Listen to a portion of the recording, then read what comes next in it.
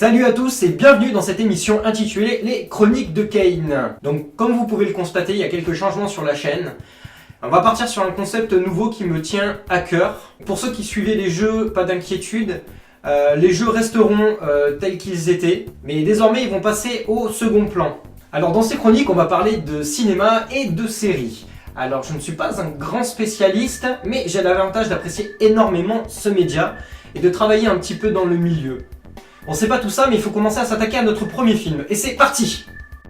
Aujourd'hui, on va parler d'un film qui m'a marqué, mais pas dans le sens dans lequel on l'imagine. Knock Knock. Alors ce film a été réalisé par Eli Roth, et il est sorti le 23 septembre de cette année, donc l'année 2015. Et donc on a Keanu Reeves dans le rôle principal. Donc si j'ai choisi ce film, c'est pour deux raisons. Déjà parce qu'il faut bien commencer ses chroniques quelque part. Et surtout parce que Roth est devenu depuis quelques années un incontournable du cinéma horrifique, pour peu qu'on s'intéresse à ce style de cinéma. Et c'est entre autres pour cette raison que j'ai décidé de parler de ce film. Et déjà, intéressons-nous au bonhomme Eli Roth. Déjà, il a scénarisé et réalisé la série Hostel, qui est tout de même une série phare pour qui est amateur d'hémoglobine et de mise en scène gore teintée de relents malsain. Film poussé et produit par Quentin Tarantino himself, ce qui n'est pas rien. Plus récemment, il a fait Green Inferno, film qui ne cache pas son inspiration d'un film surtout connu par son nom, et que même les plus courageux n'ont pas vu, Cannibal Holocaust. Mais il est aussi le réalisateur et scénariste de la série Hemlock Grove, qui passe actuellement sur Netflix, une série aux inspirations diverses mettant en scène des loups-garous et des vampires. Bon, je la résume mal, c'est vrai, mais ça nous laissera l'occasion d'en parler un peu plus longuement. Mais Eli Roth est aussi acteur. Et son rôle le plus marquant au cinéma est sans doute celui du sergent Donnie, l'ours juif, Donowitz. Dans Inglourious Basterds, évidemment. Avec une scène assez culte maintenant, où on le voit sortir doucement de sa caverne, tout en matraquant un mur avec sa batte de baseball. Oui, c'est bien Eli tas de muscles Roth qui joue ce rôle. Badass. Bien, on a fait un peu le tour de qui est Eli Roth afin de cerner un petit peu le personnage. Il a aussi réalisé Cabin Fever. Mais on passera. Ok. Et là, arrive Knock Knock. Donc pas de suspense, je ne trouve pas que ce film soit un bon film. Et c'est bien dommage. Eli Roth est capable de nous amener quelque chose de neuf dans le genre. Tarantino l'a vu en lui, et il nous l'a prouvé avec la série Hostel. Mais ce film est assez navrant sur bien des aspects. Donc parlons un peu du synopsis. Evan Weber est père de famille, accessoirement architecte, et il se retrouve seul chez lui pour le week-end, sa femme et ses enfants étant partis sans lui à la plage.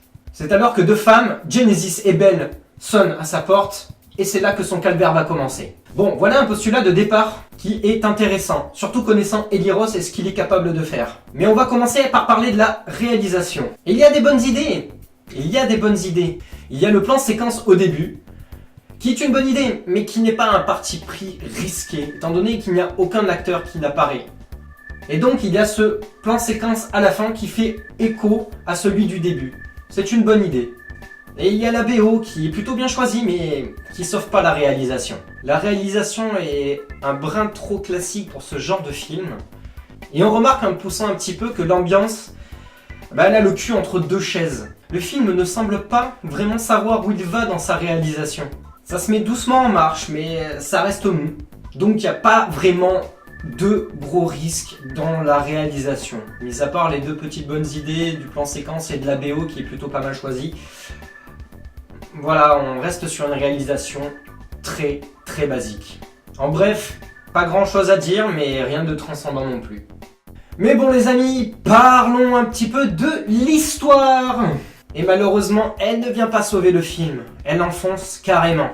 Au même titre que son héros malgré lui, au sens littéral du terme. Mais pour vous en parler, je vais devoir spoiler à fond. Donc si vous ne l'avez pas vu, vous pouvez aller directement à ce repère temporel qui est ici.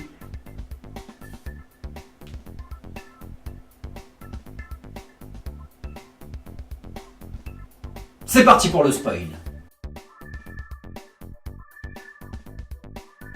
Ces deux femmes arrivent donc chez notre ami Keanu et se font passer pour deux malheureuses qui ont besoin d'un abri. Sauf qu'elle lui fond du rentre-dedans et que notre ami Kinu, même s'il a plein de bonne volonté, finit par s'envoyer en l'air avec les deux. Cool, s'écriront les uns un plan à 3. Oui, mais non. Et malheureusement, c'est peut-être le seul point positif de cette histoire. Et de la lente montée en puissance du harcèlement sexuel de ces deux prédatrices. Ceci est du viol. Ni plus, ni moins. Et c'est ce que voulait mettre Eli Roth en surbrillance dans ce film. Un homme peut être violé et son consentement brisé. Pour l'instant, même si on n'adhère pas à ça, Eli Roth réussit son pari, mettre mal à l'aise le spectateur. Pour ma part, ça a marché, je me suis senti aussi sali que Kinu le lendemain matin à son réveil. Mais on aurait préféré que Kinu ne se réveille pas en fait. Parce qu'après, le scénario prend un sens comique, il y a des mises en place d'éléments qui ne servent à rien. Je vais vous donner un enchaînement de scènes ridicules et d'éléments qui ne servent à rien. Donc Kinu se fait violer et attacher à un lit. La brune se barre pour aller manger un gâteau au chocolat. Soit.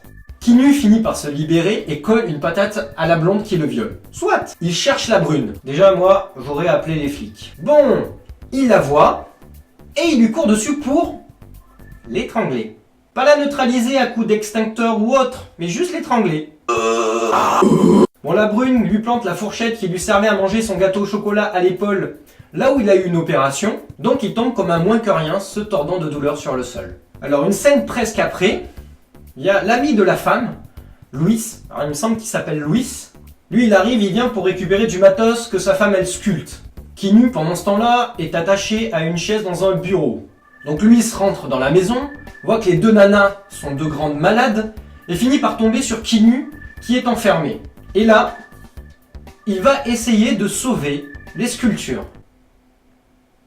Mais pourquoi il n'appelle pas la police? Bon, ce personnage est travaillé à fond, dirons-nous. Bref, Louis ne détache même pas Kinu et se jette sur les deux gourgandines qui taguent les sculptures de la femme de Kinu, qui sont très moches, soit dit en passant. J'aurais fait pareil, je pense. Mais bon, l'art est subjectif, donc passons.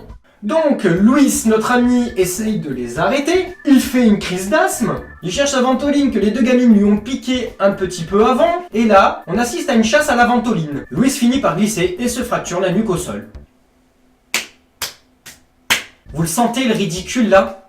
Moi j'ai ri perso. Du coup à la suite, les deux nanas emmènent le cadavre de Louis dans une camionnette, tout en parlant d'un mec, en le nommant, qui serait capable de faire disparaître les cadavres.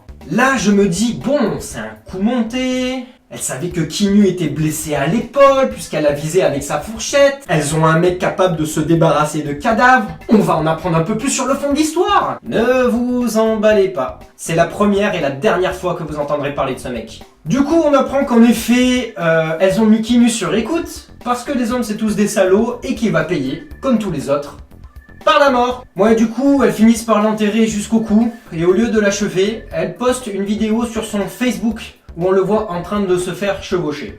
Et elle se barre. C'est tout. Le film aurait pu se finir là et c'est d'ailleurs dommage que ça ne soit pas le cas. Parce que la fin est à mourir de rire. Donc Kinu essaye de sortir son bras de la terre. Ok, il veut effacer la vidéo avec son bras valide qu'il a sorti. Ok, il rate et valide la publication en essayant d'appuyer. Ok... Il crie non avec un dézoom sur son visage où la caméra s'envole. Là, je me suis senti comme lui à ce moment.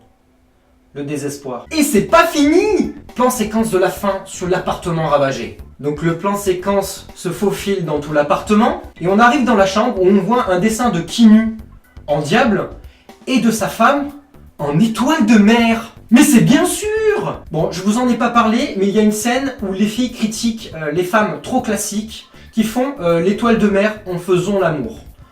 Bon, je vais pas vous faire un dessin. Du coup, ça fait écho à ça, et c'est sûrement une vengeance envers la femme de Kinu. Scène de fin. La porte d'entrée s'ouvre, la femme et les gosses voient le bordel. Plan sur la femme. Pitié, fais-moi voir que tu as compris quelque chose. Et là, le gamin prend la parole, ou la gamine, je sais plus. Oh, papa a trop fait la fête tout seul, on dirait. Voilà. Du coup, ce sont deux psychopathes qui veulent torturer un mec, et c'est tout. Alors, à quoi ça sert de nous rajouter des trucs qui servent à rien et qui veulent nous faire penser le contraire? Si vous voulez voir le film en format court, regardez la bande-annonce, tout est dedans. Donc du coup, vous l'aurez compris, je n'ai pas aimé Knock Knock. Et c'est bien dommage car l'ambiance malsaine y était, mais trop d'éléments qui ne servent à rien viennent ternir le tableau au milieu du film. Et on se surprend à rire alors qu'on ne devrait pas. Dommage pour Eli Roth, il sait mettre l'ambiance dans ses films pourtant. Mais là, ça frise le nanar. Je dis freeze car il y a de bons éléments de mise en tension au début, mais on a du mal à y croire et je pense que le fait que les deux actrices ne jouent pas très bien, y soit pour quelque chose. Bon, la femme d'Eli Roth c'est la brune, et vu comme il est baraque, on dira que c'est la blonde qui joue mal. Bref, ce film est comme un soufflé que j'aurais fait moi-même. Il y a les bons ingrédients, il monte bien à la cuisson, mais il retombe aussi sec dès qu'on le sort du four. Et quand on le mange, il y a des grumeaux dedans. Si je vous le conseille, bof. Sauf si vous aimez les scènes de viol. Et voilà les amis, c'est fini. J'espère que cette première chronique vous aura plu. Il y aura plusieurs chroniques comme ça, sur des films qui viennent de sortir, des films qui sont sortis, et des films que vous ne connaissez peut-être pas. N'hésitez pas à partager si vous avez aimé, à liker si ce n'est déjà fait, et surtout à laisser des commentaires en bas de la page pour laisser vos opinions. J'y répondrai du mieux que je peux. En attendant, je vous dis à bientôt pour un prochain film. Ciao!